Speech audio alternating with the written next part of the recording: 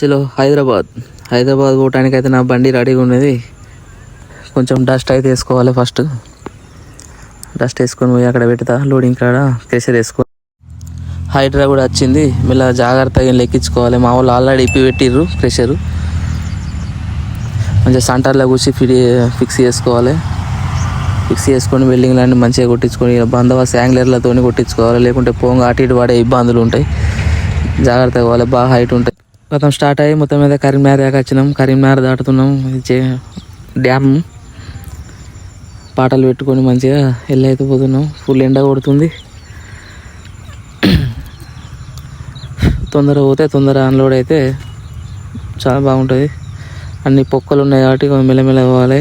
కొంచెం ముందుగా రోడ్ వస్తే మంచిగా నూనె ఉంటే ఏం కాదు. మెల్లమెల్లగా అయితే పోతున్నాం. అది పోయే వరకు ఏ టైం అవుతుంది, మేము ఏడ తినాలి, ఏం కథ అనేది ముందు ఉంటుంది. అబ్బా తొందర పోవాలి. లేట్ అవుతుంది వరకు. పాటలు పెట్టుకొని అయితే ఎంజాయ్గా పోతున్నాం. ఎండ కొడుతుంది, చెమటలు కారుతాయి. ఈ సైడ్ మిల్లర్ అది లూజ్ అయినట్టున్నాయి. దాంట్లో ఒక గోసత మొదలైంది. ఆ దండ చేయబట్టి అది మొన్ననే మా సారు విజయవాడలో కొనుకరమ్మని పైసలు ఇచ్చిండు. అవి కొనుకొస్తే కొత్త దండలు పడితే ఆ సైడ్ మిల్లర్ లూజ్ అయినాయి. అవి మళ్ళీ వస్తాను. దాంతో ఉన్నది గోస. ఇక నా నైట్ ఐడి చేసుకోవాలి. ఇక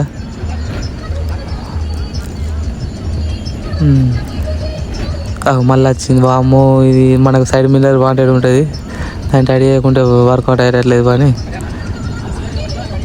అబ్బో బిడ్డ, టోల్ గేట్ అయితే వచ్చింది మొత్తం మీద ఫస్ట్. ఇది ఈ స్పీడ్ బ్రేకర్ల కాడ జాగ్రత్తగా ఉండాలి. ఈ స్పీడ్ బ్రేకర్ల కాడ అటు ఇటు మన వెళ్ళి ఇబ్బంది అయినా కూడా ఉదల్దాం అవుతుంది. అది ఏదో ఒకటి చూసిపోయినా కూడా అది అడ్డం పడే అవకాశాలు ఉంటాయి.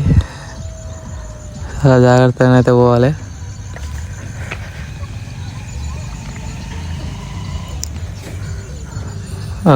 అటు ఇటు ఊపుతుంది. అబ్బో అన్నం అయితే తినలే కానీ ఒక టీ పాయింట్ కన్నా అయితే తాగినాం. మనిషికి 2 సమోసాలు తిని ఆ సైడ్ మిల్లర్ ఏదో సెట్ చేసుకొని చాయ్ సమోసా తిని మళ్ళీ వెళ్ళాలి. ఇక అన్నం అంటే డైరెక్ట్ నైట్ తిందాం అనుకున్నాం. ఇక ఒక పొద్దుండు వేయాలి. సైడ్ మిల్లర్ అయితే మళ్ళీ సెట్ చేసుకున్నా. మన దాంట్లో పానాలు లేవు, మన లేవు. ఇక వైర్ తీయాలతో టాకలు పెట్టుడే.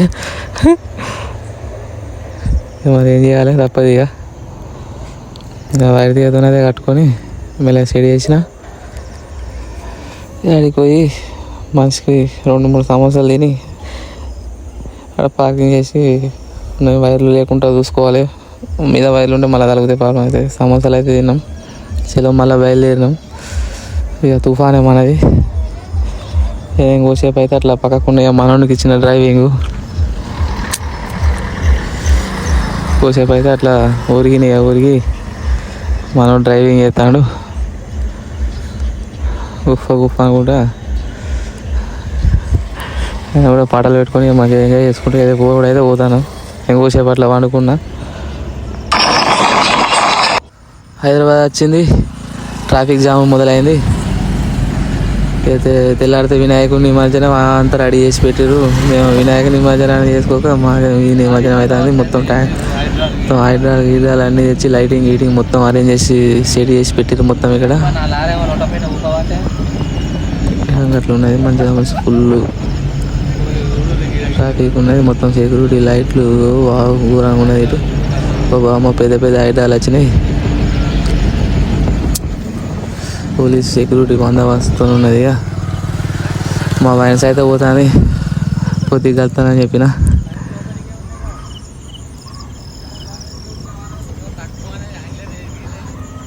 మొత్తం మీద అయితే దగ్గర వచ్చినాం. ఈ ట్రాఫిక్ దామైంది. కొంతమంది అయితే ఇప్పుడే వినాయకుని నిమజ్జనానికి పోతాను ఒక రోజు ముందుగానే. ఇక అందుకే కొంచెం ట్రాఫిక్ ఎక్కువ జామ్ అయినట్టుంది.